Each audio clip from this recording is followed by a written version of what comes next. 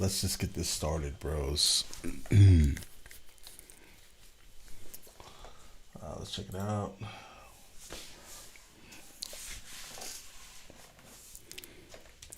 How are you guys doing today? Hopefully everyone is doing immaculately.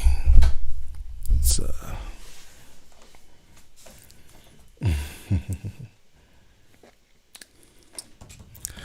let's wait for just a couple more people to come in, then we'll go ahead and just get started.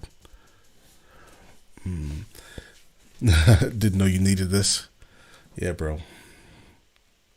It's just something a little different. People have been requesting this for a while. So instead of doing it, I guess as a video itself, I was like, we'll just go live, specifically while everything is rendering for the night.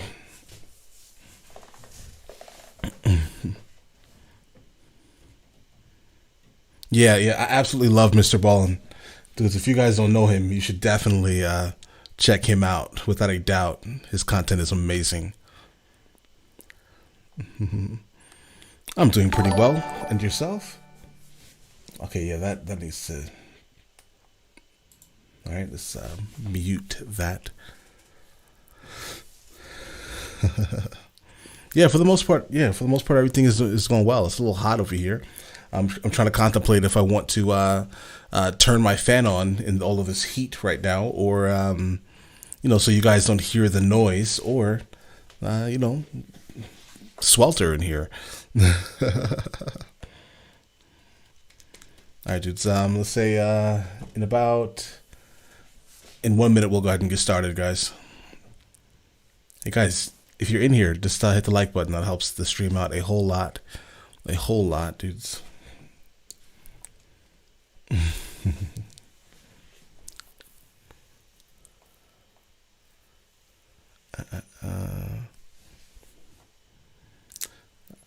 Hey, Josh, I definitely appreciate that, dude. For sure.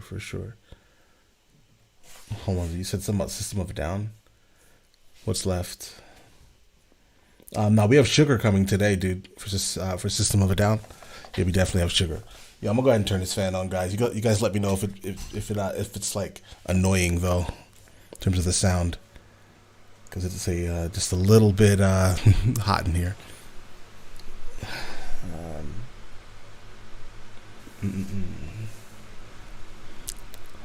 All right, dudes. Let's go ahead and just go ahead and get this started, dudes.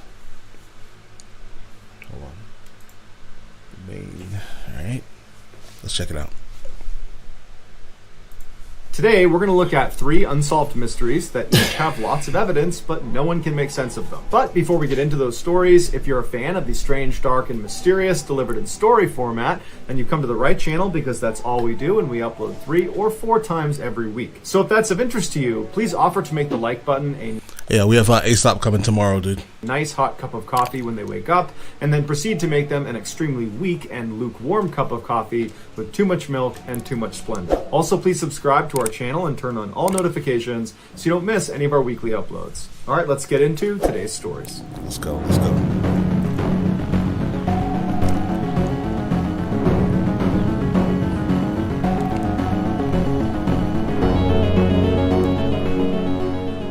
In 1993, David Lewis was an accomplished lawyer living in Amarillo, Texas, with his wife Karen and his 9-year-old daughter. He was known to be a devoted husband and father who spent much... Yeah, Carrie. He's like, smash that like button, like it, I don't know, owes you money or something. I don't know. He says a lot of random things, dude. ...of his off time supporting various charitable causes. On January 28th of that year, Karen and their daughter decided to leave Amarillo and go to Dallas to spend the weekend shopping together. David, who would normally go with them, decided to stay home because he did not want to miss the Super Bowl, which was that Sunday, the 31st. So Karen and their daughter left, and then a couple of days later, on the 31st, they returned to Amarillo, and they actually got back to their house right after the Super Bowl had ended. And so they anticipated going into the house and finding David either cleaning up after himself or maybe watching the post game. But when they walked in, the TV was still on and turned to the channel the Super Bowl had been on, but David was nowhere to be found. Karen noticed that the VCR was actually still recording. Okay. David was known to record all major sports games and watch them again, and so clearly he had not turned off the recording. As Karen walked around the house yelling for her husband, she wasn't that concerned. She figured he must have stepped out or something, but she went into the kitchen and she opened up the fridge and she found there was a plate with 2 freshly made turkey sandwiches on it, which was a sandwich David would often make. And she thought that was pretty weird that he would have made them and then let them sit inside the fridge. And so she closed the fridge and turned around, and on the counter in the kitchen was his wedding band and his watch. And so even though there were... Wait, okay, so here's the story. So the guy was supposed to be watching some football game or something, right? And then all of a sudden he is not there. The VCR is on. His phone is still there, apparently. And his wedding rings are taken off. Okay. For all these kind of strange things that Karen was finding in the house, she really wasn't that concerned. There was no sign of forced entry. There was no sign the house had been burglarized. There was no sign of a struggle. And so she assumed her husband must have stepped out to watch the second half of the game at a friend's house and that he would be back later. And so Karen stayed up for a little while, but then ultimately she went to bed thinking he would be there in the morning. Exactly. But the next morning when she got up, there was no sign of her husband, and so she went to the police. Within 24 hours, the police located David's abandoned car downtown near the courthouse. Under one of the car's floor mats, they located his car keys as well as his house keys. And then within the car, they found his checkbook, his credit cards, and his driver's license, all in the places they should be. They looked into his bank activity, and they saw there was a recent deposit for $5,000 into his family's account. They also saw that he recently purchased 2 plane tickets. One was from Los Angeles to Dallas, and the other was from Dallas to Amarillo. But yeah, that's really weird, dude. it wasn't clear if he had used either of these tickets. When Karen was told about the found car and the strange bank activity, she told police that her husband had recently told her that he actually thought he might be in danger because he was scheduled to give a deposition in Dallas later that month in a conflict of interest case between his old law firm and a wealthy client. And David was being pressured to cover up some of the wrongdoings of his previous law firm, and he just wasn't willing to do that. He told his family that he was going to tell the truth no matter who it hurt. David understood that put a huge target on his back. While police were certainly intrigued at this new information, they didn't have any evidence to support the idea that someone was actively trying to silence David. It was just a conspiracy. And so for 11 months, they looked for new leads and new information, but nothing came out, and David never popped up. He never called home. There was no sign of him. And so after 11 months, the police decided that David must have left of his own accord and that there was no foul play here, and so they closed the case. And after that, David's family, unfortunately, just had to accept the fact that he was gone and that more than likely no one was ever going to find him again. But in 2004, a state trooper in Washington State was on the internet just researching unsolved mysteries, and he came across a picture of David Lewis. And immediately he recognized that he looked exactly like an unidentified victim of a hit-and-run case he covered back in 1993. And so he pulled... Well, isn't that completely lucky? So like 11 years goes by and he just randomly... And the cop that basically investigated the incident is now the one who finds or is going to end up finding the body of a guy 11 years later? That's crazy. That's absolutely crazy, bro. The details of this hit and run, and he found the victim had been struck a day after David Lewis had gone missing. When Wait, the volume is low?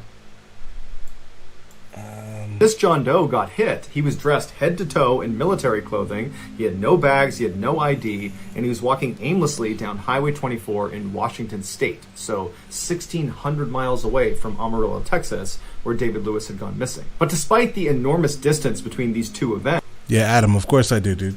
I occasionally stop and I look at some of the comments, dude. We're here. This trooper was convinced David Lewis was this John Doe. But as he's looking at the picture of David Lewis, he realizes he has glasses, and he didn't think the John Doe was wearing glasses. But just to be sure, he checked the belongings list of the John Doe, and it said he did have glasses. And it was the exact same kind that David was wearing in the picture. And eventually, DNA would confirm that David Lewis was the John Doe. Now, yeah, that's a little too coincidental, bro. Yeah, that's crazy. So, okay, so you're saying it's too low. Hold on. Let me see if I can do anything about that. Let's see.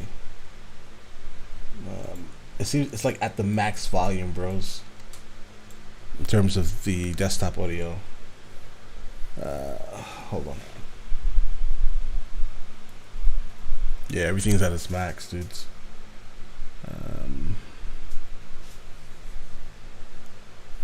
Let's go. Now, this solved the mystery of where David Lewis went, But it did not solve the mystery of why he went there. Why did David go to Washington, a place where he has no ties? And if David was the one who hit record on his VCR on the night of the Super Bowl, that means he would have only had less than 24 hours to move 1,600 miles to Washington State without his car. And why was he wearing military clothing? Was that his clothing? Did he buy it? Yeah, like, why was he? Hold on, how was he found in military clothes? He was in the military. Well, they didn't say that he was or was not. He left all his belongings. Bro, what's going on, dude? Yeah, well, it's an unsolved mystery. I guess we'll never actually find out what exactly happened to this guy. But yeah, this is really weird. He leaves Super Bowl on a Super Bowl night, and then for some reason his body is found 11 years later somewhere else, bro. 1,600 miles away from where he disappeared from. That's crazy. Did someone make him wear it? Where was his luggage? What was he doing walking down the highway? David's assertions to his wife that his life was in danger, his demeanor as a loving family man, and the nature of his job as an attorney has many people, his family included, believing that he was the victim of foul play. But officially, the police have said David left the house of his own accord and his death was ruled an accident. In 2000, Mary Lou Morris... I don't believe it was an accident, bros. I don't know. Maybe it's just me. Maybe it's just my cynical mind or something, bro. But I don't think it was an accident. All right, let's go. This was a 48-year-old loan officer at a Chase Bank in Houston, Texas. On the morning of... He was a double agent. Potentially. He could be. October 12th, Mary Lou said goodbye to her husband, Jay, and she headed off to work. That afternoon, Jay gave his wife a phone call, but she didn't pick up. He left her a message, and she never got back to him. This was very unlike Mary Lou, and so Jay was a little bit concerned. At 5 p.m., when he still hadn't heard from her, Jay called her back, but again, she didn't pick up. So Jay called Mary Lou's supervisor, who informed Jay that Mary Lou had actually not come to work that day, and they couldn't get in touch with her either. Jay immediately knew something was wrong, and he called the police. The police had not even begun searching for her when a call came into the station from an ATV rider that happened to be on a road about 3 miles away from Mary Lou's house. Okay. He said he spotted a smoldering car, and it looks like there's someone in the driver's seat that's obviously deceased. Earlier that day, at about 10 a.m., the fire department had gotten a call about smoke in that area, but they assumed it was a controlled burn, so they didn't investigate. When the police arrived on scene, it was impossible to tell who the person was that was sitting in the driver's seat, but they were able to find a tooth fragment, and they used that to confirm that it was in fact Mary Lou Morris. It was quickly determined that this was most likely a homicide, and her attacker had probably set this up to make it appear like it could have been self-inflicted. Gasoline had been poured all over Mary Lou and all over the vehicle. However, because of how badly damaged the car and she was, they couldn't determine a cause of death, so they weren't sure if she was deceased when she was placed in the car and it was lit on fire, or if she was in the car and the fire was the cause of death. A number of Mary Lou's valuables were still inside of the car, but her wedding ring was not on her finger. So it really wasn't about money, whatever happened. It was obviously about something more personal, or I guess a professional hit, as he said, right? Potentially, dude. They didn't want anything but the wedding ring? Why was the wedding ring gone, but everything else was there? Mary Lou's family and the community at large were shocked. They just could not understand why anybody would want to target such a nice person that had no enemies. The day after Mary Lou's death, a local Houston newspaper received an anonymous call from a guy who just said Mary Lou's death was an accident. And the newspaper tried to get more information, but the person hung up and they couldn't trace the call. At the same time this drama was unfolding for Mary Lou Morris, another drama was unfolding for another Houston woman with the same name. 39-year-old Mary McGinnis Morris was a... So they're basically taking out everyone with the same name, apparently? Successful nurse practitioner who, by and large, got along with all of her coworkers with one exception. A new employee at the clinic, a male nurse named Dwayne Young, was making her feel really uncomfortable. One day, when Mary McGinnis got back to her desk, she found all of her pictures of her family had been flipped onto their faces, and in the middle of her desk was a piece of paper that just said, "Death to her." And she knew right away this had to be Dwayne, but she had no way to prove it. And so that night, when she went home, she told her husband, Mike, about this guy, Dwayne, and she said, "I don't feel safe at work. Can you teach me how to shoot a gun?" Yeah, my wife would not be going back to that job, bro. gun. And so he did. He taught her how to shoot a gun, and then he went out and got a pistol, and she tucked it under her driver's seat in her car just in case. On October 16th, so 4 days after Mary Lou Morris was found dead, and 3 days after that anonymous phone call to the newspaper, Mary McGinnis Morris was at a drugstore after work. And as soon as she went inside, she noticed there was this strange man on the other side of the store that was just watching her. She called her best friend Lori to tell her that there was this strange guy and wanted to know what to do. And Lori said, wait for him to leave. But the guy didn't leave. He just stayed in the store and stared at Mary. And so eventually Mary said, you know what? I'm just going to pay for my stuff and get out of here. I got to stop by the office, but I'll be home in just a few minutes. I'll be totally fine. And so Mary hangs up. She buys what she needs. She leaves the store. And then 12 minutes later, she places a frantic 911 call saying someone's trying to kill her. And this 911 call was not made public because apparently on the tape, you can actually hear her being attacked. Mary McGinnis was found later that night in her car. She was deceased. She had a single gunshot wound to the head. It was clear from her 911 call that she had been attacked, and so this was almost certainly a homicide. Right. However, her attacker tried to stage it so it looked like it was self-inflicted. The murder weapon, which was actually her pistol that was tucked underneath her seat, had been placed next to her hand on the seat next to her. None of Mary McGinnis's valuables were stolen. However, her wedding ring was missing from her finger. Maybe it's like a disgruntled ex-husband or something, bro. Potentially, right? Maybe it's like an ex-husband. The ex-husband is puts out a hit on his ex-wife with this specific name, because the only thing that's missing is a wedding ring. It almost makes sense that it would have to be like an ex-husband or even like a ex-boyfriend jealous that she has moved on or something, potentially, right? After Mary McGinnis Morris's death, people began to speculate that her death and Mary Lou Morris's death were connected. Specifically, this was a professional hit gone wrong. The reasoning for this theory is there was just too many coincidences. They shared the same name, they lived in the same city, they were killed within days of each other, and both of their deaths were staged to look like they were self-inflicted. And each woman was missing their wedding ring, which apparently is a common way for professional hitmen to let their clients know that the job was done. The people that subscribe to this theory believe Mary McGinnis Morris was the intended target and Mary Lou Morris was just an accident. And in fact, after killing Mary Lou Morris, the hitman must have realized, whoops, I made a mistake, and they called the newspaper to say, literally, that was a mistake. And then a couple of days later, the hit was successfully carried out on Mary McGinnis Morris. The police looked into this theory and they discovered that Mary McGinnis's husband, Mike, had recently accused her of cheating on him, and he was really, really upset about it. He also refused to take a polygraph test and would not allow his daughter to talk to the police. And Mary McGinnis had a $700,000 life insurance policy that Mike was in line to receive. And so immediately everybody's like, okay, obviously Mike put a hit out on his wife and that's what started this whole thing. But when they dug into it, they realized that no matter how upset Mike was, there wasn't any evidence that tied him to the killing of his wife or to Mary Lou Morris. And so he was ruled out as a suspect. Bro, come on. You know, I know, he knows, right? It was the husband, bro. We know it. Without a doubt, it was the husband, bro. Come on. You guys, tell me who you think it was, because I'm almost positive it was the husband, bro. Oh, it was aliens. Or maybe it was aliens, DJ Turtle. Yeah, it could be potentially aliens. Hey, why not, right? Why not?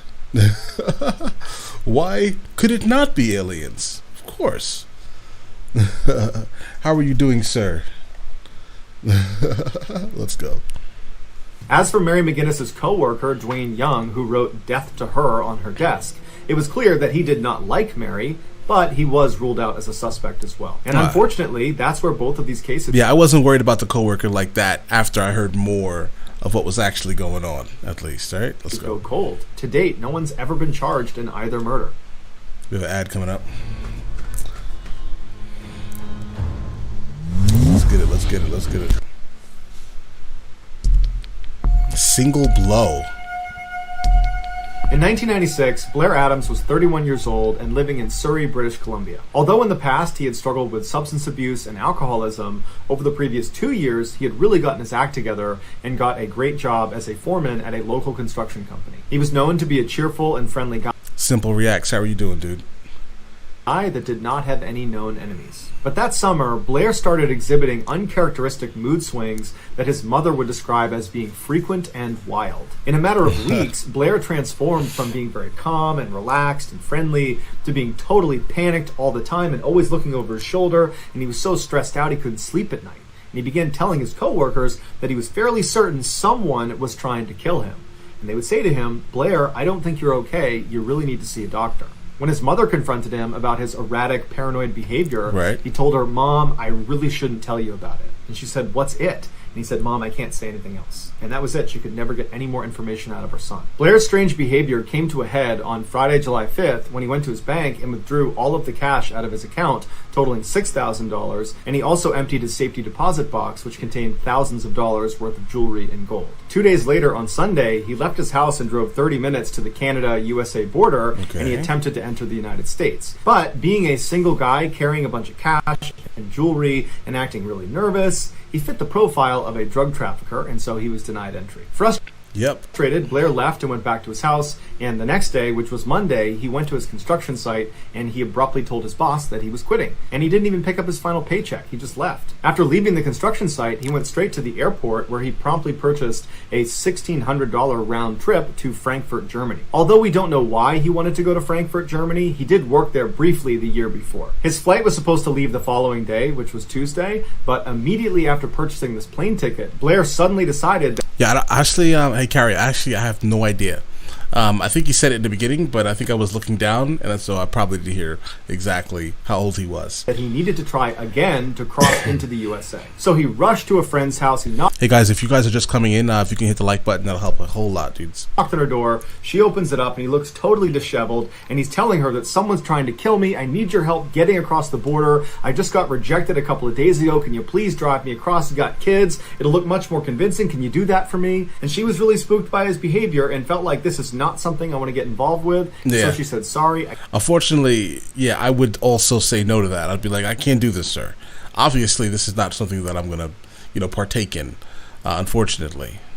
Sorry. I can't help you." So Blair headed home where he hid out for the day, and then the next day, Tuesday, he went to the airport, but instead of getting on his flight to Frankfurt, Germany, he went to the front desk and requested a refund, and it was granted. He told them that the person he was going to meet in Germany had gotten sick, and so now he couldn't go. And so the only person he could have been talking about was the girl he had briefly had a fling with when he was there for work the year earlier. But later on, investigators would talk to that German girl, and she would say she was not in touch with Blair, and she definitely was not expecting him. Blair left the airport and rented a car, which was a Nissan Altima, and he immediately went to the U.S.-Canada border, except this time he was able to get across. He made his way to Seattle, Washington, where he went over to their airport, and then abandoned his Nissan in the middle of a parking lot, and then went down and bought a one-way ticket to Washington, D.C. Now, he paid $770 for this one-way ticket, but he could have just purchased a round trip for half the price. But either way, he boarded the plane that night, and by Wednesday morning, he was in Washington, D.C. He got off the plane and rented another car, which was a Toyota Camry, and then drove 500 miles southwest to Knoxville, Tennessee. Blair was not seen in Knoxville. Listen, he's going everywhere, bro. He needs to basically pick a destination and hide there, bro. Right? Until about 5:30 p.m. that evening, when he showed up at a gas station complaining fire theft. I appreciate that, dude. Of car troubles. And so the gas station attendant came out to try to help Blair, and he immediately diagnosed what the problem was. Blair was trying to start his Toyota Camry with the key to his Nissan Altima that he had abandoned in Seattle, Washington. And so the attendant pointed out that it was the wrong key, and Blair held it up and said, "No, this is the one I was using." And the guy's like, "No, it clearly says Nissan on it." And so Blair and this gas station attendant look around the car inside and out for this missing Toyota key. Blair's reaching in his pockets. He can't find it. Blair ends up calling the rental company, but they wind up being closed. And so the gas station attendant says, "Unfortunately, we're going to have to tow your car, but I'll give..." Hey, Jonathan Walker. I appreciate that. And also, I'm actually in talks with Token's label currently. So once we get a couple of things cleared up, you'll see more Token back on the channel, dude. Give you a ride to a nearby hotel. And so Blair accepted the ride, and just after 6 p.m. that night, Blair walked through the front door of the Fairfield Inn, and then promptly turned around and walked out, and then walked in, and then walked out, over and over again, 5 separate times over the course of an hour before... Yeah, that's weird, bro. He's walking in and out of a building, just For no reason? Where he finally walked up to the front desk and asked for a room. The front desk attendant at the hotel said Blair was totally paranoid, constantly looking over his shoulder, and just totally on edge the entire time. And then after she gave him his room and he paid for it, he took the key, and instead of going... Exactly, Carrie. Listen, anywhere that I travel, even if it's a one-way thing, right, I will always buy the round trip, and the seat will just be empty on the way back. That's just how that works, bro. I am not buying a one-way ticket. It is the most ridiculous thing in the world to do. Let's go. Going up to his room, he just walked out again and then never came back. The following morning, 2 workers arrived at their construction site right across the street from the Fairfield Inn, and they discovered a body, and it would turn out to be Blair's. He was missing his socks, shoes, and pants, and he had scratches on his hands as well as on his face, but none of the abrasions were that significant. There was $4,000 in German, US, and Canadian currencies lying on the ground around him. Also spread out around Blair was his fanny pack full of thousands of dollars worth of jewelry and gold, a black duffel bag that contained maps and receipts, and then also that missing Toyota car key that they could not find the night before. That was lying on the ground as well. Blair's autopsy showed that he had died from a single violent blow to his stomach, but they had no idea what actually struck his stomach. Toxicology reports showed that Blair had no drugs or alcohol in his system. The only DNA evidence that was found at the crime scene was a single long strand of hair that Blair was clutching in his fist. But there's no more information about this hair online. There were no witnesses, but there was a security guard who claimed to have heard screaming, a woman's scream, coming from the area where Blair was discovered at about 3:30 in the morning. The only lead police had was the sketch of this guy that apparently people had seen Blair talking to outside of a Cracker Barrel restaurant right after Blair had left the hotel. But police were never able to identify this man. Investigators were baffled. Was Blair telling the truth that someone had been trying to kill him for weeks leading up to his death and they finally caught up to him? And if so, why didn't he tell authorities? Or was Blair delusional and he just happened to run into another killer when he was in Tennessee? Unfortunately, we still have absolutely no idea. Sasquatch. So that's going to do it, guys. If you found the secret in today's episode, let us know in the comments what it is and where you found it, so give us the timestamp. And if you're the first to do that, we'll pin you at the top of the comments section. If you enjoyed today's video and you haven't done this already, all right, here it goes. You ready for it? Please offer to make the like button a nice hot cup of coffee when they wake up in the morning. Offer to make the like button a nice hot cup of coffee when they wake up in the morning. Bro, I love this dude. And then proceed to make them a lukewarm, extremely weak cup of coffee with too much milk and too many Splendors. Also, please then proceed. Subscribe to our channel and turn on all notifications so you don't miss any of our weekly 3 or 4 video uploads. All right, let's do another one, dudes. Let's check it out. Let's see what we got here. Let's watch another one. Where is it? Clearly. Let's 3 stories that sound fake but are real. A 165 hertz display is a beast, obviously. That's a pretty good display. Today we're checking. Sometimes the truth is stranger than fiction. And today MrBallen is petty. Yeah, bro, he's super petty. He's super petty. Sounds like a crazy person. Let's go. Hey, dudes, if you guys are just coming in, if you guys can hit the like button, all right, that helps. Let's go. Sometimes the truth is stranger than fiction. Today we're going to look at 3 stories that demonstrate that. But before we get into today's stories, if you're a fan of the strange, dark, and mysterious delivered in story format, let's go. You come to the right place because that's all we do, and we upload 3 or 4 times every week. So if that's of interest to you, please offer to teach the like button how to drive in your car, and then on the day... Please teach the like button how to drive in your car. Let's go. If that's of interest to you, please offer to teach the like button how to drive in your car. And then on the day of their first lesson, show up in your 18-speed transmission semi-tractor trailer truck. Also, please subscribe. I wasn't expecting that. I apologize. I lost all of my composure right there, bro. All right. And show up in your 18-speed transmission semi-tractor trailer truck. Also, please subscribe to our channel and turn on all notifications so you don't miss any of our weekly uploads. All right, let's get into today's stories. Let's go.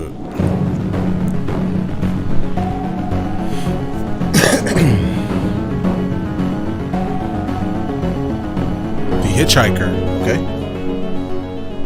Just after midnight on June 22nd, 1991, Charles Holden was on his way home from work when he decided to stop at a fast food restaurant near his house in Harrington, Delaware. After grabbing a quick bite to eat, Charles left the store and got back in his truck. He turned it on and he was about to drive out of the lot when he stopped because there was this man running towards him, waving, trying to flag him down. So Charles put his truck back in park and he rolled his window down to see what this guy wanted. Okay. And when the stranger got close enough, he told Charles that his sister was having a baby and he needed a ride to the hospital, which was about 20 minutes away. Charles couldn't tell if this guy was lying. It was super late. He didn't... Like, this may sound terrible, bro, but like, I just don't pick up hitchhikers.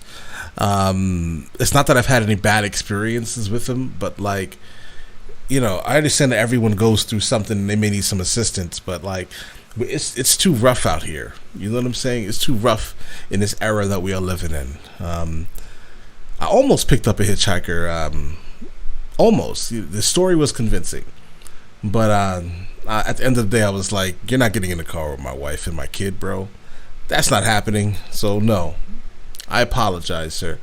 All right, I apologize. Let's go. Didn't know this guy, and he just had a bad feeling about him, and so he told him, "No, I'm sorry. It's too late. I gotta get home. It's too far out of the way." Well, Felicia, welcome. Let's go. The stranger immediately looked dejected and turned around and started walking away. And as Charles was watching him go, he felt bad and said, "You know what? Hey, come back here. I'll give you a ride part of the way there." And so the stranger smiled, hopped in his passenger seat, and they took off. Charles drove him approximately 3 miles in the direction he had asked to go before pulling over on the side of the road and telling him, "This is as far as I'm going to take you."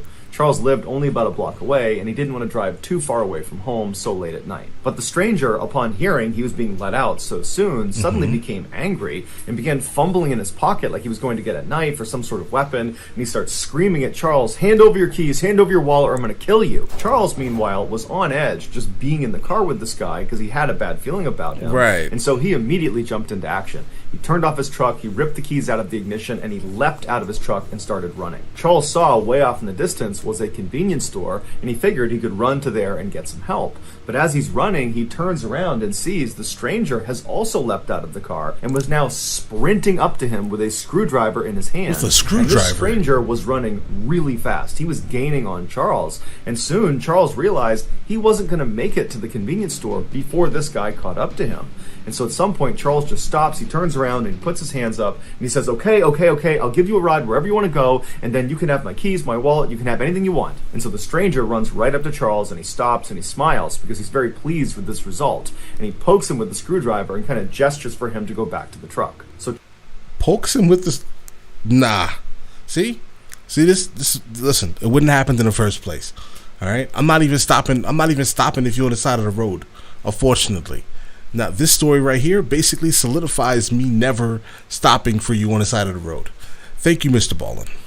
Charles walks back to the truck with the stranger right behind him with the screwdriver periodically poking him in the back. They finally get to the vehicle, and the stranger tells Charles to get in the car and then wait. But as soon as Charles sat down, he fired up his truck and sped off before the stranger could hop in the passenger side door.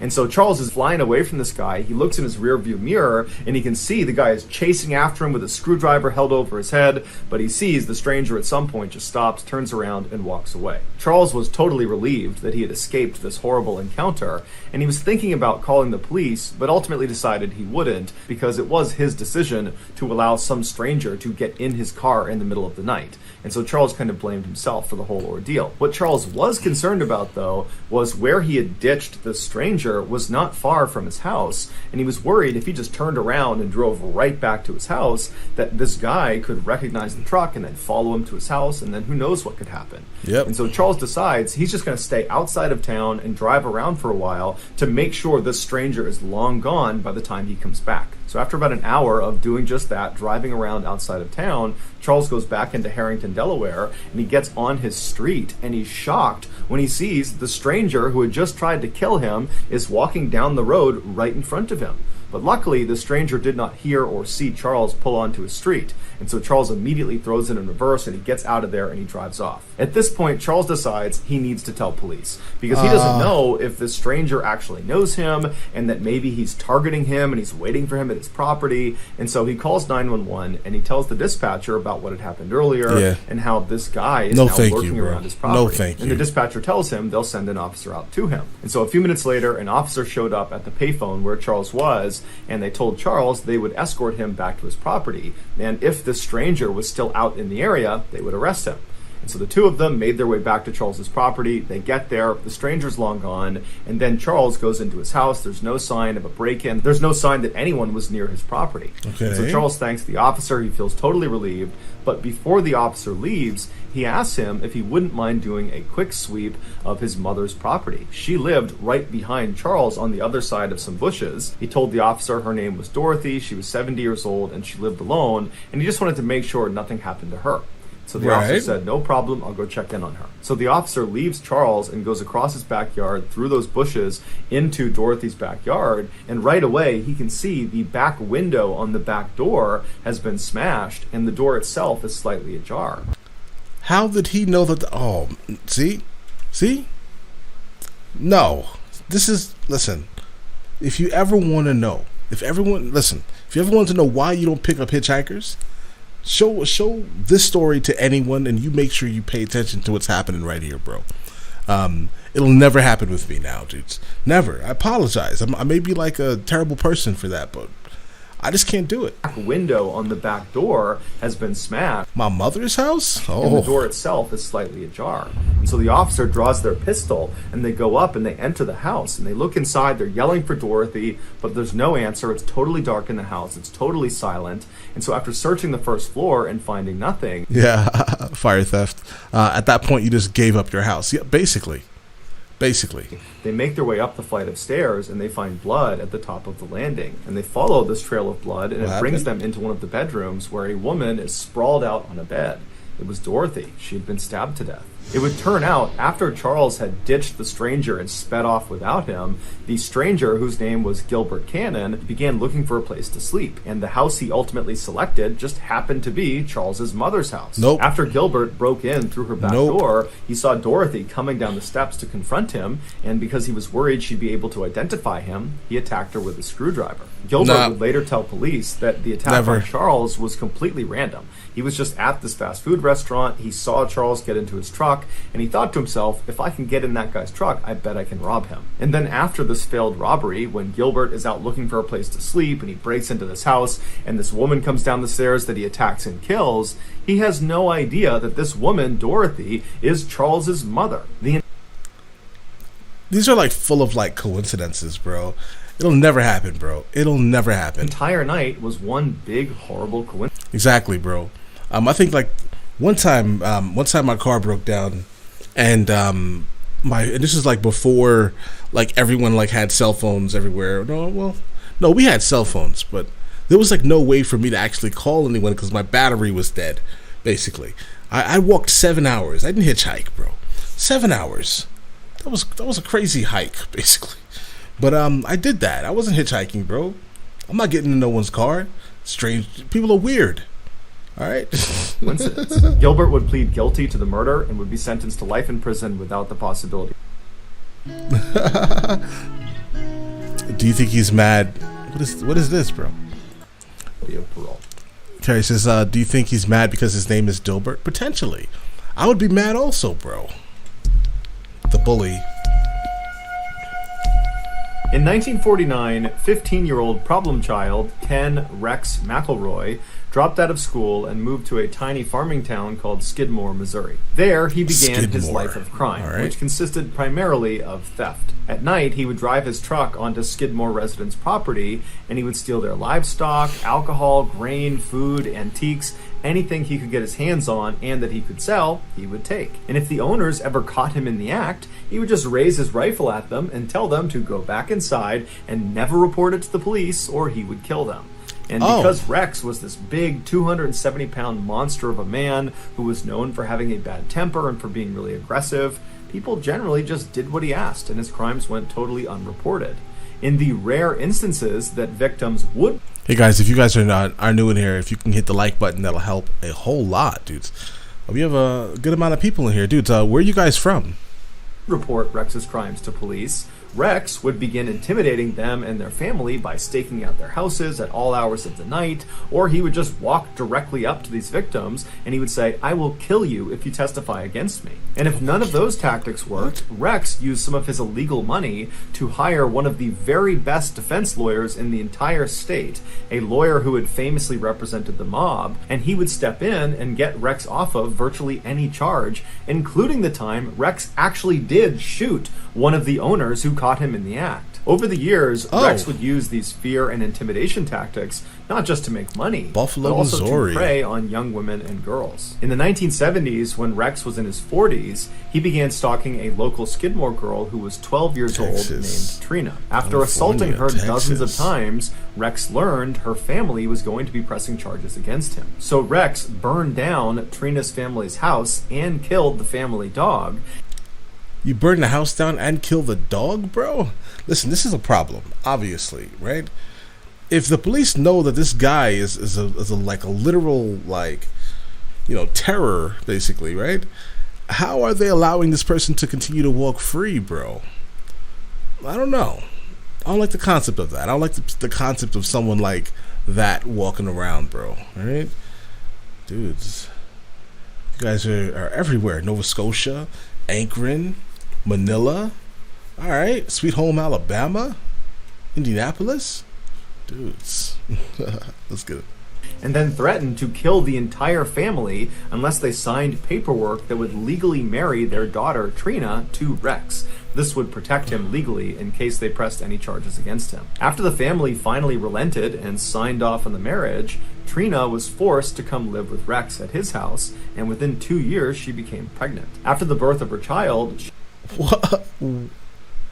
The bully. Oh, this guy is a problem. He shouldn't exist. She took her baby and tried to run away from Rex, and she ran back to her family's new house. Alabama, and she was hiding there, but Rex tracked her down. He took her and their baby back, and then Rex proceeded to burn her family's house down again, and again killed their new family dog. By the end of the 1970s, he has a problem with dogs. Rex wasn't only just the most hated person in Skidmore, he was the most destructive person. He had hurt so many people in town, but it seemed like no one could do anything about it. It was like he was untouchable. Then a single piece of candy changed everything. In 1980, one of Rex's children was at a local grocery store in Skidmore when they were caught stealing a piece of candy. When the shopkeeper asked the child to put the candy back, they refused, and it caused this huge fight. And before long, Rex has found out about this huge fight, and Rex, instead of being upset with his child for stealing, he becomes enraged at the shopkeeper had the audacity to accuse his child of a crime. And so Rex began stalking the owner of the store, a 70-year-old man named Bo, along with the rest of Bo's family.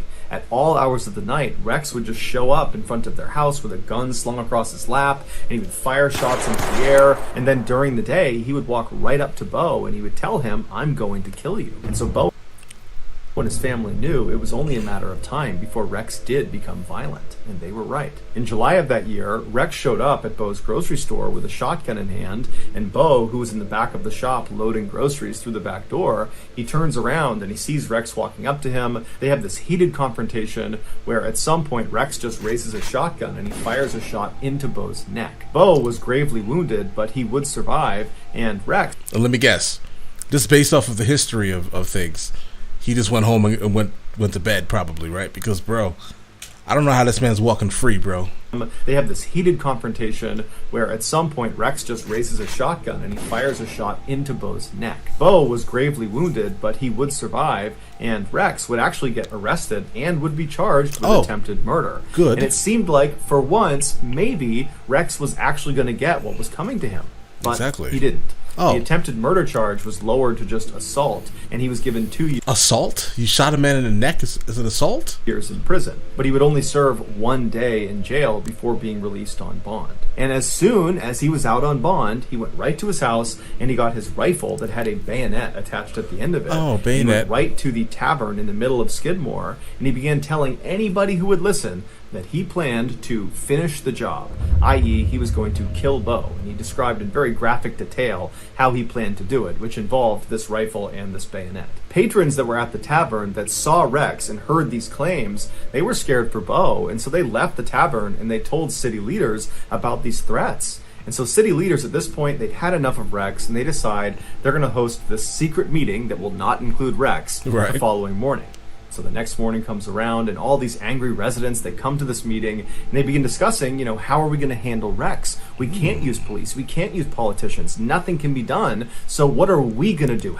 Oh, the town basically assassinated him, apparently, right? Is that where he's going with this? Are we going to put an end to his reign of terror? And after a while, they came up with a plan. And after the meeting was done, everybody left the town hall, they got their guns, and they made their way over to the tavern where Rex was seen earlier that morning. About 40 of these armed men surrounded the outside of this tavern, and once they were all in place, another smaller group of men that were all armed walked inside the tavern, and they saw Rex sitting at the bar with Trina sitting right next to him. And so these men, they walk up right behind Rex, uncomfortably close, right behind him. Uncomfortably they just close. stand there with their guns looking at him. Right. And at some point, Rex turns around and sees them, and he's about to lash out and start fighting them, but he realizes he's totally outnumbered, and these men that are standing all around him, they look like they mean business. And so he stands up, he grabs Trina, and he brushes past them, trying to act tough, and he walks out of the tavern. When he gets outside, he's taken aback at this additional group of armed men, which is much larger, who are all standing there just looking in at him. And so Rex, at this point, becomes visibly frightened, but he grabs Trina and he calmly walks out to his truck, which is parked a little ways out in front of the tavern. He gets in the driver's side, she hops in the passenger side, and Rex lights a cigarette up, he turns on his truck, and he's about to try to drive away when a gunshot rings out, and Rex immediately slumps forward onto his wheel. One of the Skidmore residents runs up to the truck, they open up the passenger side, and they grabbed Trina, who was unhurt, pulled her out, and rushed her to safety. Once she was clear, the other residents with their guns just moved in on the truck, and for 20 seconds they opened fire on Rex. After the shooting was over, nobody... Hold on. 20 seconds or 20? Her to safety. 20 Once minutes? she was clear, the other residents with their guns just moved in on the truck, and for 20 seconds they... 20 seconds. They opened fire on Rex. After the shooting was over, nobody called an ambulance. Everyone just stood there and watched as the town bully died. In all, there were 46 witnesses that were there when Rex was murdered, but they all said they had either not seen the shooting, bro, I think I've heard this case before, or they didn't know who the shooter was. And despite a lengthy federal investigation, I didn't see anything. I didn't see nothing. Nope. None of the witnesses ever changed their stories. And so as a result, no one was ever charged with Rex's murder. Years later, a Skidmore resident, when asked what happened here, they just said, that man needed a killing. They said that man needed a killing. That man needed a killing. Alright.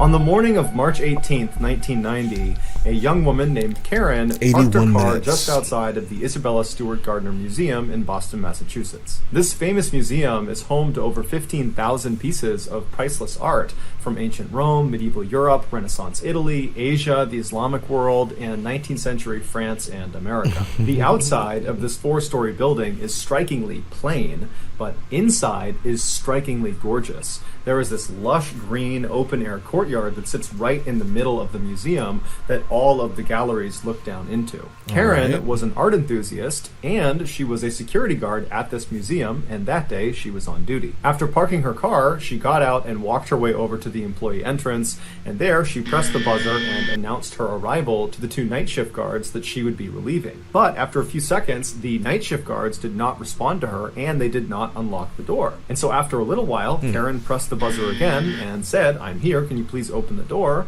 But again, the guards that were on duty did not respond back to her, and the door did not open. This was highly unusual, so Karen left the door, found a payphone, and called the chief of security for the museum, who lived out in town, and told him she couldn't get in the building. And so about 10 minutes later, the chief of security shows up, and he takes Karen, and he walks her around to the other side of the building.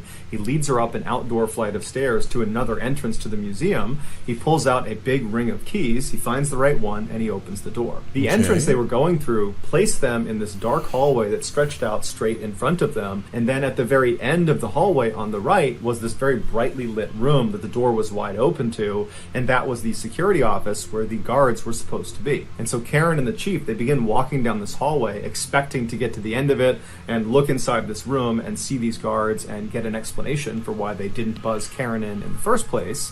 But when they reach the end of the hallway and they look in this office, there's nobody inside of there. And now that they were up close, they could see the door leading into the security office had been smashed open. In fact, the doorknob to this door had been smashed off and was laying on the ground. And then next to it, right in front of them, was this metal crowbar.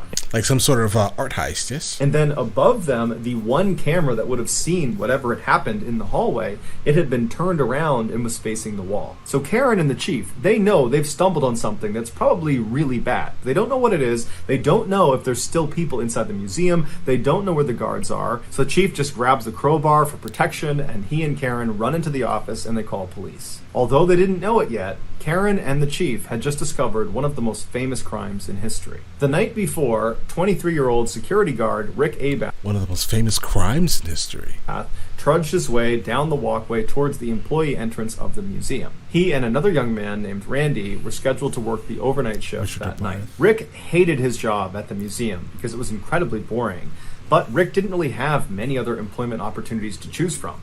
He was a guy that had dropped out of music school and spent most of his time smoking marijuana, drinking beer, and playing in his friend's rock band. So doing nothing. He just kept his job that he hated. Basically. Once Rick got inside the museum, he walked over to the office where he found his partner that night, Randy, was already sitting behind the desk. After chatting with him for a few minutes, Rick said he would do the first set of security rounds, and so he grabbed a walkie-talkie and a flashlight and he headed out to the exhibit halls. Almost immediately, a fire alarm went off. Rick went to the area where it was going off and he investigated and did not see a fire, and so he just turned the alarm off. The building was very old, and it wasn't uncommon for their electronics to fail or glitch. And so after this, Rick didn't think much of it. He continued doing his security rounds, and after about 30 more minutes of that, he made his way back down to the security office, where he traded places with Randy. Rick took the seat behind the desk, and Randy took the walkie-talkie and flashlight and headed out into the exhibits. About 30 minutes later, while Randy was still doing his security rounds, Rick had his head down on the desk when he heard the sound of the buzzer coming from one of the outside doors.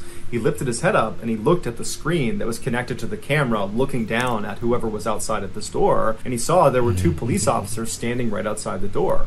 And so he reached over and he pressed the intercom button and he said, "Hey, can I help you?" And the officers said they were there responding to a disturbance call. Can they come inside? Now, Rick didn't know what this was about. He assumed it must have to do with maybe the fire alarm that had gone off earlier, or maybe somebody outside had seen someone trying to break in and they had called it in. But either way, he felt like it was important enough that he should let them in, even though it was against protocol to allow anyone into the museum after hours, including... Oh, so he basically allowed the criminals to access the art. Yeah, he should not be working there anymore. Police. And so the two officers, they come through the doors and they wind up in the hallway right outside of the security office, and there's a window into the security office, so both the officers and Rick can see each other. And the officers immediately say to Rick, "Hey, are you working alone tonight?" And Rick says, "No, my partner is out doing security rounds. He'll be back soon." And so the officers just kind of nod their heads and they're looking around the room for a second, and one of them, as he glances at Rick again, he does kind of a double take and he goes, "Wait a minute. I think I know you. There's a warrant out for your arrest. You need to come out here and show me your ID." So Rick is caught completely off guard, but he just kind of instinctively does what he's told because it's a police officer. And so Rick stands up, he walks out of the office, he goes out into the hallway, and as he's about to present his ID to the inquiring officer, the officer just grabs him, pushes him up against the wall, and handcuffs him. And so before Rick can say anything, Randy, his partner, comes back from doing his security rounds. He walks into the hall and has no idea what's going on. The other officer, the one that had not handcuffed Rick, grabs Randy and does the same thing, presses him up against the wall and handcuffs him. Okay. And so as Randy and Rick are standing there up against the wall with their hands behind their back, they're looking at each other, they're looking around thinking, what's going on here? And at some point, Randy just blurts out, "Why are we being arrested?" Right. And that's when one of the officers just says, "Oh, you're not being arrested. You're being robbed." Rick and Randy were led by the imposter cops down into the basement of this building where they were bound and gagged with duct tape, and then these two thieves proceeded to spend the next 81 minutes walking all around the museum, ultimately stealing 13 pieces of art before destroying the security footage and then fleeing the building. Rick and Randy were discovered unhurt later that morning by police, still tied up in the basement. This is the real photo here? Bro. I mean, you got out of it with your life. That's you're winning right now. But if the cops are knocking on the door, you're gonna generally think, hey, let me open a door for them. Apparently, right? But yeah, I mean, I don't think he knew or the other guy knew that they were gonna get robbed that day. So I don't know. I'm trying to think if I would place the blame on them still. Maybe not. Maybe not. Right? Despite Maybe dozens not. of suspects, numerous viable theories, and a massive monetary reward, these two art thieves were never caught and remain at large today. As for the 13 pieces of stolen art, what did they steal, though? One of which includes the extremely rare Rembrandt painting called The Storm on the Sea of Galilee, which is his only seascape in existence. They are still unaccounted for. And combined, they are worth a staggering $500 million. So that's going to do it, guys. If you found the secret in today's episode, let us know in the comments section what it is and where you found it. So give us the timestamp. And if you're the first to do that, we'll pin you at the top of the comments section. You're right, Josh. They didn't follow any type of protocols, dudes. Let's do one more. Where is it? I heard the door. If you guys would prefer, at least, or we can end it. But let me know if you guys want to do one more, dudes. Let's see what we got here.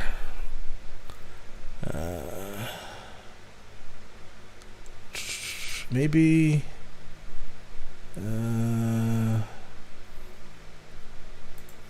yeah. Today, I'm going to share with you 3 progressive. Yeah. The top 3 photos with disturbing backstories. Let's see what this is about. Oh, all of those pieces are in your bush. Well, that's fun. Alright, dudes. Let's get it. If you guys are just coming in, if you guys can hit the like button, that'll help a whole lot. Yes? Alright, dudes. Today, I'm going to share with you 3 progressively more disturbing stories, and at the end of each of them, I will share the photo that is famously associated with them. But before we get into today's stories, if you're a fan of the strange, dark, and mysterious delivered in story format, then you've come to the right place because that's all we do, and we upload 3 or 4 times every week. So if that's of interest to you, please hold the door for the like button. Wait. Can't miss this, bro. Upload 3 or 4 times every week. So if that's of interest to you, please hold the door for the like button. Hold the door for the like button. But open it way too early so the like button. But open it way too early. Interest to you, please hold the door for the like button, but open it way too early so the like button is forced to do a long hustle walk all the way to the door in order to be polite. Also,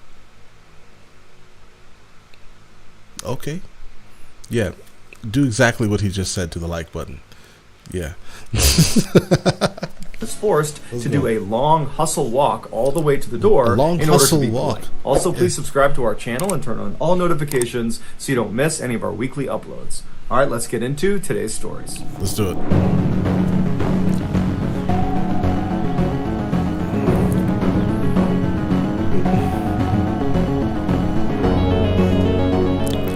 Yeah, MrBallen is expert level petty.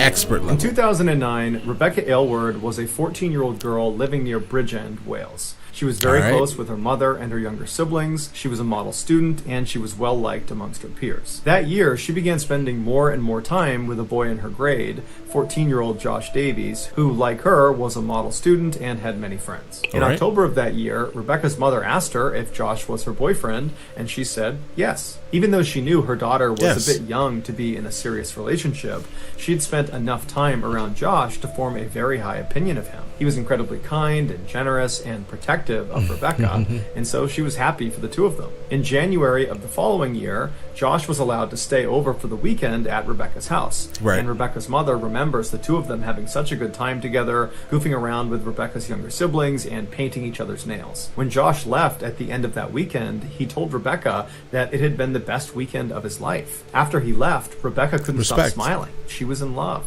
But later that day, Rebecca received a very surprising text message from Josh. He told her he didn't want to be in a relationship with her anymore. Rebecca was crushed, and she tried to get an answer out of Josh. Dude, that doesn't make any sense, bro. To break it off. But he didn't give her one, and instead he began spreading horrible rumors about her at school, and then he went around to all of her friends and told them what a horrible person she was. And What? so for the rest of that school year, that's how it went. Josh just continued to mercilessly bully Rebecca for no reason. And then behind closed doors, Josh would tell his friends that he not only hated Rebecca, that he wanted to kill Rebecca. But none of his friends took it seriously. In fact, one of his friends even told Josh that if he ever killed Rebecca, he would buy him breakfast. Fast forward to the end of 2010 when the next school year began, and Josh's behavior completely changed. Suddenly, he was being nice and caring to Rebecca and showing a genuine interest in her. And Rebecca, even though this guy had abused her for the past better part of a year, she secretly still loved him, and so before long, she allowed him back into her life. About a month later, on the evening of October 22nd, Josh sent Rebecca a Facebook message asking her if she would meet him the following day in the woods near their home. This was a popular hangout spot for teens, and so to Rebecca, this constituted a date. This would be the first official date since their breakup nearly a year ago. All right. This kid is obviously a psychopath. All right. So the kid gets with the girl, everything is all lovely. Then as soon as he leaves, he's like, "Oh, I hate her, I want to kill her," type of thing. And then he immediately proceeds to invite her into the woods, tells a friend. The friend says, "Oh, if you ever do this, then you will, then I'll buy you breakfast." What is this about, bro? Right? PMC, appreciate the donation, dude. Oh, okay. I'm from Long Island, New York, dude. That's where I am from. Long Island, New York. Let's go. Constituted a date. This would be the first official date since their breakup nearly a year ago, and so Rebecca was excited. Hey, the Rocky. Actually, I started streaming a couple of weeks ago. I need to actually stream a little bit more. My project manager's like, "You need to do at least 28 hours a month," and I'm like, I can't do 28 hours a month and then post 7 to 10 videos a day. It's impossible, right? And I definitely appreciate you subbing to me, PMC, dude. For sure. All right. Let's go. And told him, "Sure, I'd love to go." And so the next day, Rebecca got up early to put on her makeup and to get ready and get dressed. Don't trust and this. After she was all dolled up, trust this she kid, said bro. bye to her mom and she headed out to meet up with Josh. Shortly after she left, Rebecca's mom got a bad feeling about this meetup, and so she called her daughter and said, "Hey, stay on the phone with me until you see Josh." And so the two of them chatted until Rebecca made her way to the edge of the woods, and then she says to her mom, "Oh, I can see Josh, he's walking towards me. Everything is totally fine. I love you and I'll see you later." After she hung up the phone, Joshua walked up to her, said hello, took her hand, and then walked her back into the woods. That morning, Josh had changed his profile picture on Facebook to be an image of the woods where they were having this meeting. And then also that morning, Josh had texted one of his friends and said, "You'll be owing me that breakfast soon." And so Josh led Rebecca for quite a while deep into the woods until he came to a stop.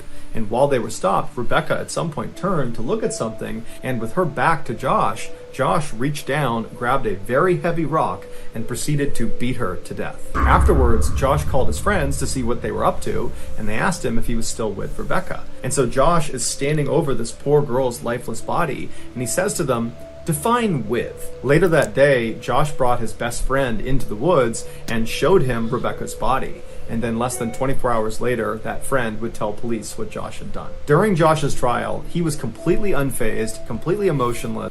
I don't even understand how this could even be real, bro.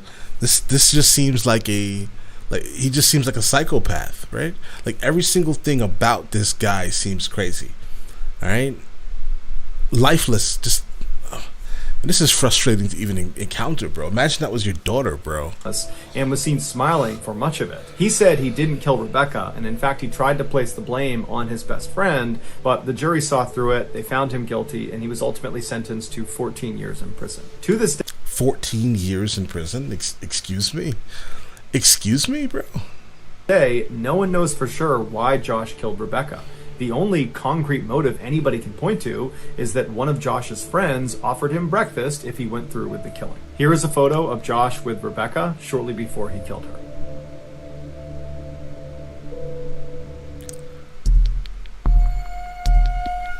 All right. At At the start of World War II in 1939, the Kingdom of Yugoslavia did its best to stay neutral and out Oh, we have some history today?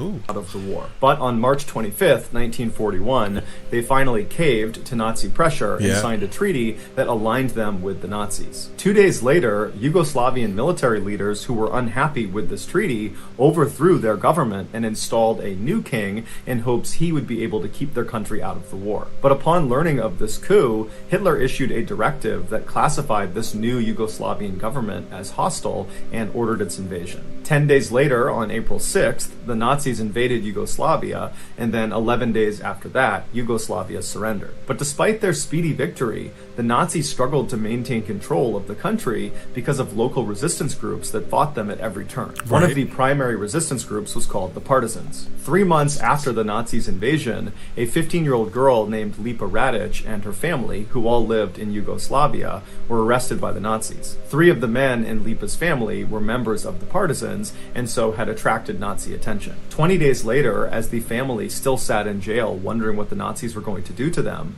undercover partisans broke into the prison and freed them. After getting back home, Lipa, who was totally inspired by the bravery of these partisan warriors, she immediately joined their group. As a partisan, Lipa would serve as a nurse on the front lines, treating and evacuating the wounded, and then at night she would participate in direct combat against the Nazis. By 1943, when Lipa was just 17 years old, she had become a very hardened warrior. In February of that year, Lipa was leading a rescue effort of all these women and children, and she was walking them up a mountainside to a partisan camp when the Nazis came out of nowhere and surrounded them on all 4 sides.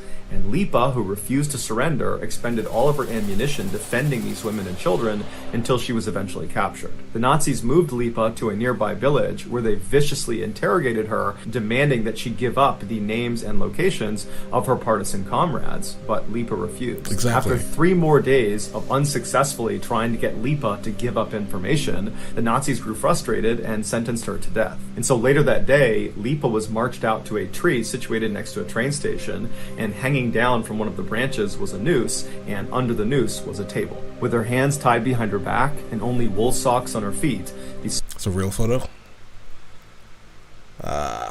Alright. 17-year-old girl calmly climbed up onto the table and stared down at the crowd. Wait, 17-year-old girl? As the noose was being tied around her neck, the Nazi commander gave Lipa one more chance to give up information about her partisan comrades, and if she did that, they would spare her life. The Nazis had brought out a cameraman to document this execution because their plan was they would distribute the pictures all over the country to scare the partisans into submission. That this is what happens if we catch partisans. And so with the cameras flashing away, Lipa famously turned to face this Nazi commander and glared at him and said, "Those who you're asking about will reveal themselves when they wipe out all of you evildoers to the last man." After this, Lipa was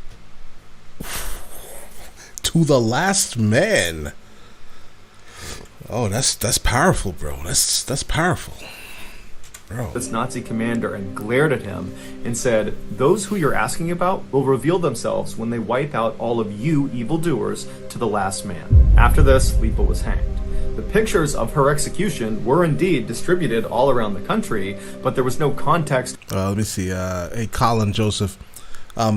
Not really, dude, because like I generally get to everything, but the problem is that I have currently so many donated requests. I think my current count is around 800, right? And I always choose the next song I do with a randomizer.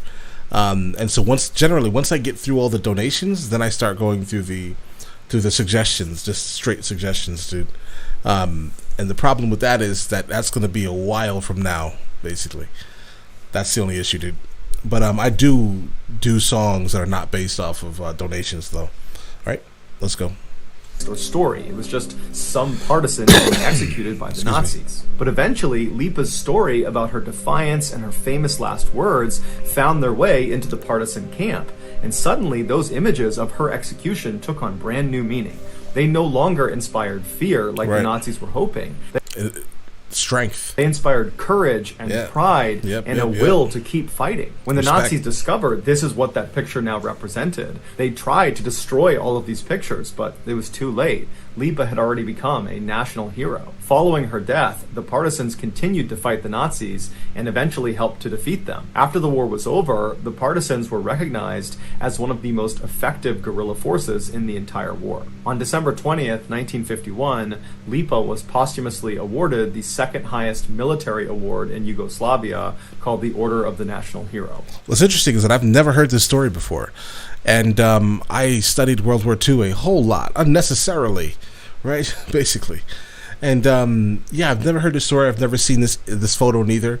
You know, it inspires courage, similar to like the image of Quan Duck, basically, right? In terms of courage itself. But yeah, dude, it's like I'm gonna now have to research this thoroughly now. All right. Thank you, MrBallen. You gave me something to read, bro. Appreciate you. Let's go. Here is the photo of Lipa glaring at that Nazi commander after she's just told him her comrades are going to kill him. Oh, that's ice, bro. That's ice. She's there. She is. This is strength, bro. Right? You know you're gonna be, your life is gonna be extinguished, and yet you still proceed to fight for what is right in your eyes. Respect. I love it. Let's go.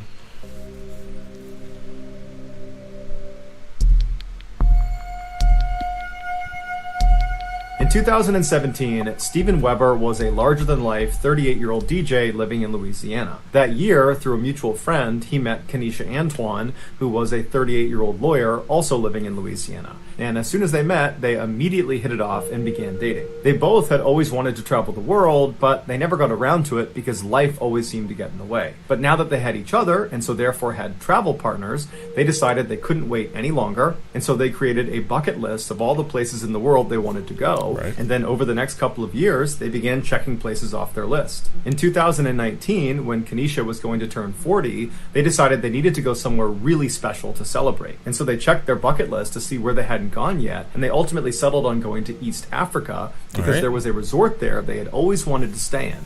It was called the Pemba Resort, and it was famous for their underwater room. They literally have a 2-story cabin. Underwater room.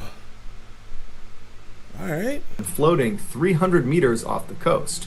Its main floor is at surface level. It's got a beautiful couch that looks out over the water, and you can take the stairs up to the roof of the main floor where there's another couch and you can stargaze and look out 360 degrees, and there's no other cabins out on the water. You're completely isolated. And then if you go back down to the main floor, there is a ladder that goes straight down 10 meters into the master bedroom, and it's completely underwater. All 4 walls have these huge windows that look out directly into the beautiful Indian Ocean. To stay in this cabin for one night costs $1,700, and so Steven and Kenesha decided they would only splurge on it for one night at the end of their Africa trip. So in September of that year, the couple flew out to Africa, and for over a week, they enjoyed sightseeing and going on safaris and eating nice food, and then at the end of their trip, it was time to head out to the underwater room. So they got to the Pemba Resort on the mainland, they checked in, and then they loaded into a boat and were brought out 300 meters to their actual cabin out on the water. And then after the boat left them there, Kenesha got out her phone and began filming. And she filmed as the two walked around and they looked at the amazing view. They went onto the roof and they're looking all around and they're laughing because it's so unbelievably beautiful. And then at some point they make their way down that ladder down into the master bedroom underwater. And the two just can't stop laughing because it was so bizarre and just so incredible being down there. There were fish that were coming up to the glass and just staring at them. I just couldn't believe. Yeah, for me personally, I don't think I'd do the underwater room thing, bro. That wouldn't be for me personally. Like, I think that it's interesting. I would never sleep there, right? Like, I feel like I'm gonna drown. I don't know. Believe what they were seeing. And then at some point Steven makes a joke that a shark was coming, and Kenesha turns around and then sarcastically laughs at him and says, "Oh, okay, haha, yeah, a shark," and then she turns off the recording. A little while later, Steven leaves Kenesha in the master bedroom and he goes upstairs and he puts on fins and then hops in the water. Kenesha, who's still down in the master bedroom, is surprised when she sees her boyfriend on the other side of the glass out in the Indian Ocean. And so Kenesha just grabs her phone and starts filming him because she knows he's up to something. And then at at some point, Stephen pulls out a plastic bag with a handwritten note inside of it, and he presses it up against the glass so she can see what it says. And so Kenesha zooms in on the note, and you can tell from the tone in her voice, she really doesn't know what he's doing, but then there's a pause in the video as she's reading the note. And the note says, "I can't hold my breath long enough to tell you everything I love about you, but everything I love about you, I love more and more every day. Will you please be my wife? Marry me." Kenesha is so astounded at this proposal. You can I mean, listen, that's a pretty okay, hold on. All right, hold on. It's that proposal right there embarrasses, I'm sure, the majority of us men, bro. You understand this, bro? I didn't propose like that. Did you? Bro, we can't let our wives see this shit, bro. All right? You can tell she's almost crying. She marry me. Kenesha is so astounded at this proposal. You can tell she's almost crying. She's so excited. And so as she just continues to film him, Stephen pulls out a ring and he holds it up to the glass. And now at this point, Kenesha is just beside herself. She couldn't be happier. And so Stephen closes the ring box, he grabs the letter, and he swims up out of view back to the surface. And Kenesha turns off the recording, turns around, runs to the ladder, and climbs up to the main floor to give Stephen her answer that yes, she would marry him. But when she got up there, she looked around and Stephen wasn't up there. And so she's yelling for him. She's looking around, waiting for him to show up, but he's not. And so she runs up onto the roof of the main structure to get a better look around to see where he went. But when she got up there, she looked down and there's nothing but ocean. There's no sign of Stephen anywhere. And so starting to panic, she runs back down to the main floor at surface level, and now she's frantically yelling for Stephen, yelling for him to come up to the surface. Where is he? Where are you? Hold on. But I think there was something mentioned about a shark. Could it have been the shark, maybe? Yeah. But there's no response. Kenesha is all alone out in this cabin in the middle of the ocean. She has no way to contact anyone on the mainland, and so she has no idea what to do. She doesn't know if she should just jump in the water to go looking for him. She doesn't know if he's maybe playing a joke on her. She just doesn't know what's happening. And so she just reflexively begins screaming out for help, hoping that somebody will hear her and come help her find Stephen. And after a little while, some boaters not too far away hear her yelling out for help. They come over and they, along with Kenesha, begin looking, and they ultimately find Stephen. But by the time they found him, it was too late.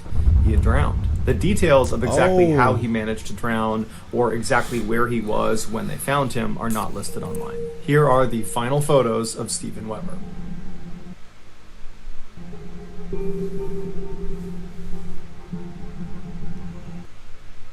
He didn't have enough air. He said it, didn't he? Damn, bro. So that's going to do it, guys. If you found the secret... Oh, man. All right. In today's episode, let us know in the comments what it is and where you found it, so give us the timestamp. And if you're the first to do that, we'll pin you at the top of the comments section.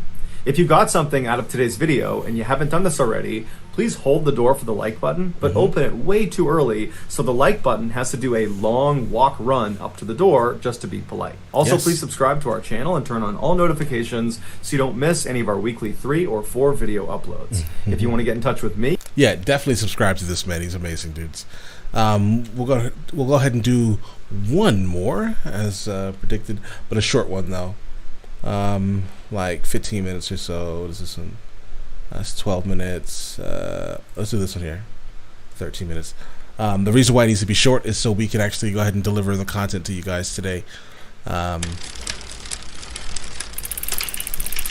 Because I cannot do it while I'm doing this. truth is... Alright. Let's, alright. This next one here is the top 3 stories that sound fake but are 100% real. You guys ready? How can a story sound fake but be real? I guess, well, let's go. Sometimes the truth is stranger than fiction, and today I'm going to share 3 stories that demonstrate that. But before we get into today's stories, if you're a fan of the strange, dark, and mysterious delivered in story format, then you've come to the right channel, because that's all we do, and we upload 3 or 4 times every week. So if that's of interest to you, please offer the like button a bowl of chips and some guacamole, but replace the guacamole with wasabi. Oh. Let's verify this again. Hold on. All we do, and we upload 3 or 4 times every week. Okay, so if that's let's of go. interest to you, please offer the like button a bowl of chips and Offer the like button a bowl of chips some guacamole, but with some guacamole, but replace the guacamole with wasabi. I like it. replace the guacamole with wasabi. Also, please subscribe to our channel and turn on all notifications so you don't miss any of our weekly uploads. All right, let's get into today's stories. Let's get it.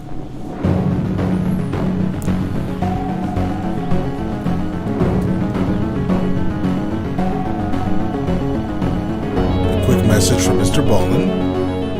So, full disclosure, this is not my personal story, but in order to do this story justice, it has to be told in the first person. So I am simply an actor. All right.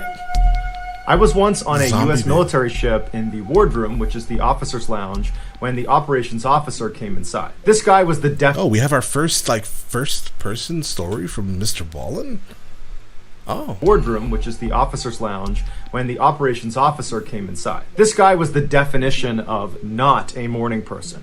He was bleary-eyed, he kind of stumbled in, he was like a zombie holding a bagel. He sits down in front of me, he's barely conscious, and he starts gnawing on his bagel, and I'm sitting with my back to the outboard side of the ship, so that's the outside of the ship behind me, and there's a porthole right next to my head where the sun is coming through, and it's hitting this officer directly on his face. And so the officer's looking up at the sun, he's kind of squinting and blocking the sun from his face, and I'm looking at him expecting him to shift left or right to get out of the path of the sunlight. But instead, this officer slowly reaches for the phone on the wall, he brings it up to his head, and he goes, "Yeah, bridge, yeah, this is ops, I need you to adjust our path, yeah, 156, yeah, that's about right, okay, all right, bye." After he hangs up with the bridge, I'm watching him, and he hasn't moved. He's still just looking at the sunlight blazing in on his face. He's just squinting and looking up at it. And then all of a sudden, this port of sunlight just gradually begins to shift off of him and winds up on the wall right behind him where it stops. By ordering the bridge to change the ship's path just slightly, about 15 degrees, it's enough of a change to reposition the sun from his face. He literally redirected thousands of tons of steel and hundreds of people just because he was too lazy to move left or right. That's an interesting level of lazy, bro. I mean, bro, you move the ship instead of moving your feet. I'm in awe. I can't believe he's just done this. And for a second, I worry that he won't realize how unbelievably brilliant this was. And then as I'm looking at him, in between bites, he just looks up at me and smiles and goes back to eating his bagel. I mean, what type of person would do something like that? That right there means you have probably too much power. Honestly. If that could be such a thing, can someone have too much power? I think the guy who did that has too much power, bro. All right? In November of 2006, Nintendo came out with a brand new gaming console called the Wii, and it was hugely popular and sold out almost completely right away. By the following I remember that. January, it was still not on shelves in most places around the world, and so people were going crazy, spending unbelievable sums of money to try to get their hands on this system. A Sacramento, California radio Yeah, that's like literally right now with me trying to get the Xbox, dude. I cannot get that here in this country, bro, where I'm at. I just cannot. station called KDND got a hold of one of these coveted systems and decided they would give it away during an on-air contest. The contest was going to be called Hold Your Wii for a Wii. And the premise of this contest was simple. The contestants would be given lots of water, and the person who held it the longest, i.e. they didn't urinate, would win the prize. Leading up to this contest, the radio station began promoting it really aggressively on air, and lots of people called in with concerns saying that drinking too much water can actually be deadly. But the station brushed these concerns off and said they were aware of them, and that all contestants would be signing a waiver, and so ultimately the station was not responsible for what happened to them. On the morning of Friday, January 12th, 18 contestants showed up at the KDND radio station, and they signed their waivers, although one of the contestants said the waiver only covered publicity issues, not health and safety concerns. Oh, wow, one of the dude. contestants was 28-year-old Jennifer Strange, who was a mother of 3, and she was trying to win this Wii for her kids. She, along with the others, after signing their waiver, were ushered into this room where they were handed 8-ounce water bottles. Every 15 minutes, they would be expected to finish that water bottle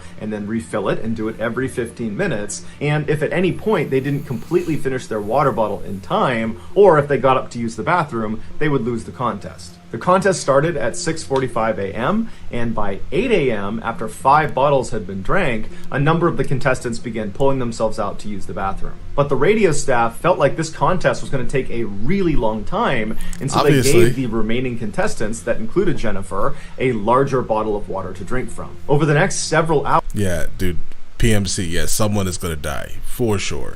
All of the contestants, except for Jennifer and one other, had dropped out because it was just too painful. They had to go to the bathroom. Jennifer was heard on air saying it hurt so much, and one of the hosts laughed and said, well, do you need to lay down? And then somebody piped up and said, she can't even walk. And so everybody just kind of laughed and did nothing about it. Around this time, a nurse called into the radio station and very emphatically said what they were doing, this contest, was a really bad idea. You're going to get someone killed from water intoxication. Water intoxication is also known as water poisoning, and in a nutshell, what happens is when you drink too much water, the water dilutes your bloodstream, it can cause swelling in your brain, and it can lead to coma and or death. The host, after hearing this concern, turned and yelled to the remaining contestants, hey, is anybody dying out there? And then the host just kind of laughed and hung up on the nurse. A little while later, you can hear one of the hosts on air comment on how Jennifer's belly looked really strange. It had become totally distended and bloated, and they said it looked like she was pregnant. At some point, Jennifer and the other remaining contestant began vomiting, but instead of dropping out, they just continued to drink more water and did not go to the bathroom.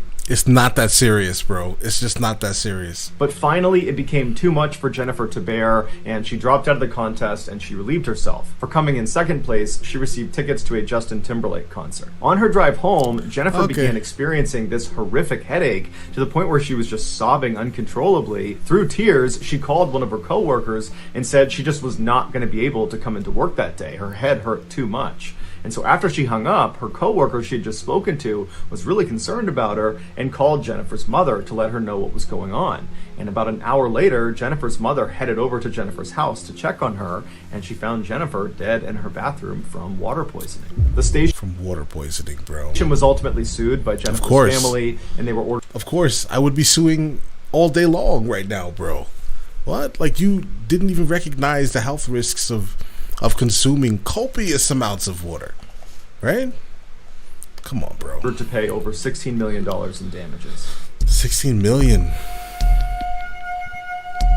In 2005, 57-year-old Stephen Slevin was a physically healthy man, but mentally he was struggling. He was depressed and felt like his life didn't have any purpose anymore, and so in August of that year, he decided to just go on a road trip. He didn't know where he was going. He just felt like if I get out on the road and just go driving somewhere, I will feel better. And on this road trip, he eventually began drinking alcohol, and before long, he was swerving along the New Mexico highway, and a police officer saw his erratic driving and pulled him over. Once Stephen failed his sobriety test, the police officer arrested him. Stephen was brought to a local detention center where during his booking process, it was discovered that he had a history of mental illness. And so the officers, following that county's policy, segregated him from the rest of the general population in an effort to protect Stephen from himself. They moved him into a padded cell on the first floor, they removed all of his clothing, and they put him in what's called a suicide smock, which looks like a big blanket wrapped around your upper body. And what it does is it keeps inmates warm and modest, but it also prevents them from balling up their clothes and creating a noose they could hurt themselves with. After a few days in this padded cell, Stephen was moved to another, better cell that had a window, it had a shower, it had a toilet, and he was there for 2 weeks under strict medical observation.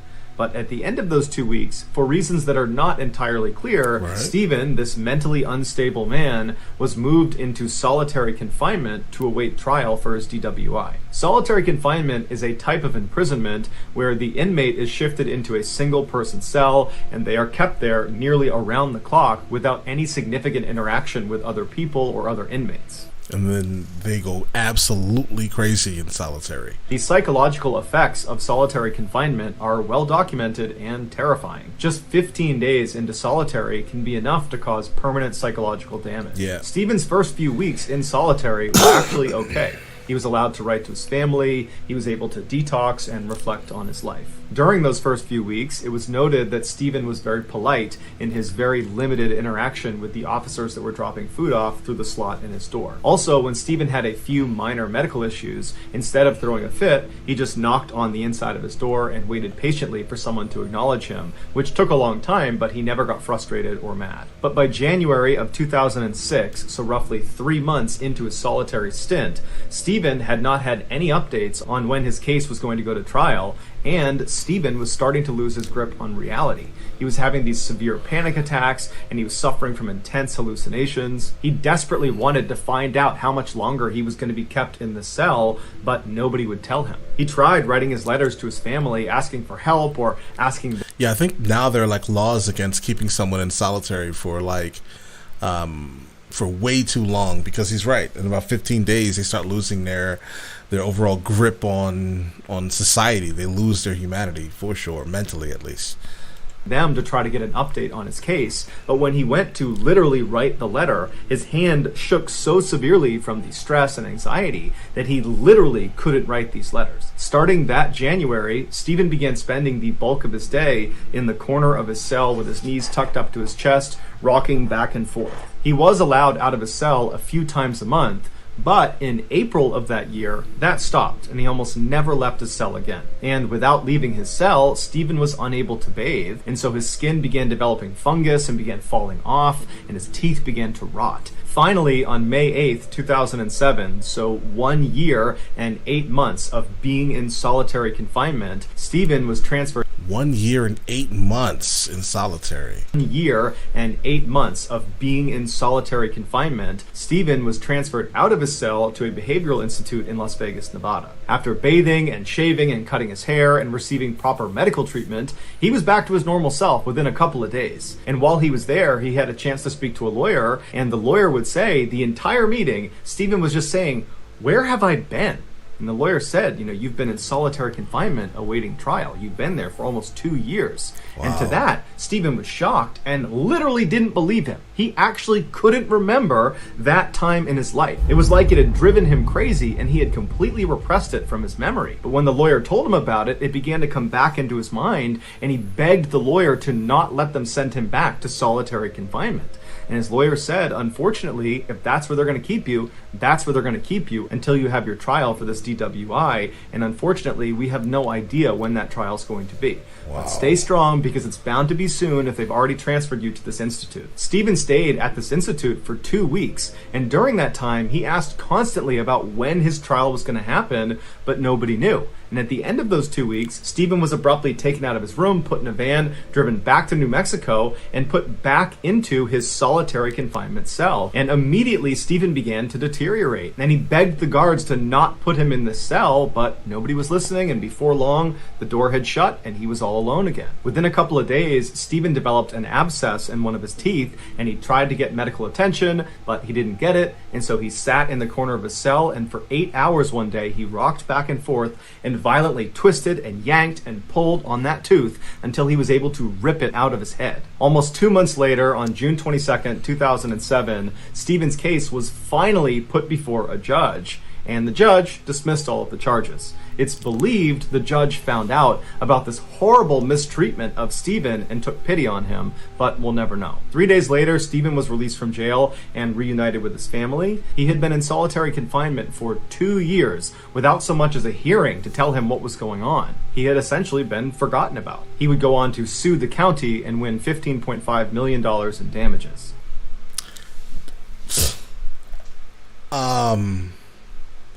Yeah, he deserves every single bit of that money, bro.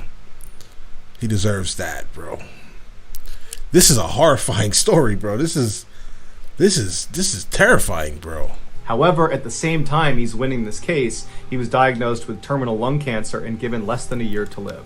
It's unclear if he is alive today. So that's going to do it, guys. If you found the secret in today's episode, let us know in the comments what it is and where you found it. So give us the timestamp. And if you're the first to do that, we will pin you at the top of the comments section.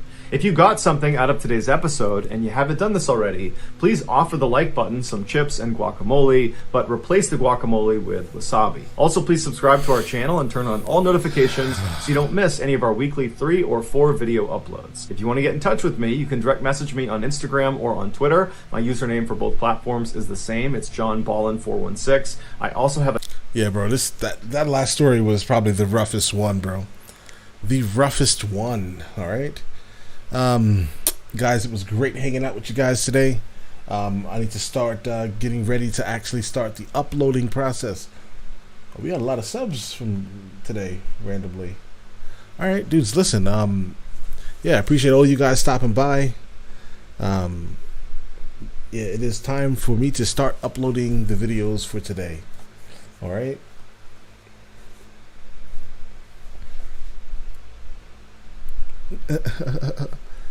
Yeah, well, initially the first set was Unsolved Mysteries. Yeah, initially the first ones were Unsolved Mysteries. We watched a couple of different videos.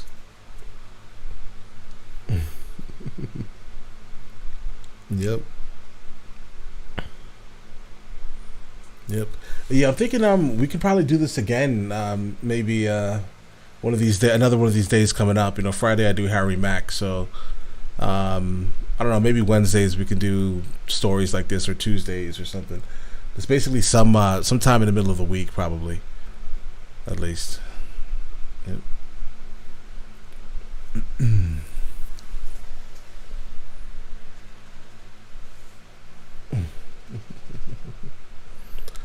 All right, guys, I'm head out. Let me stop this.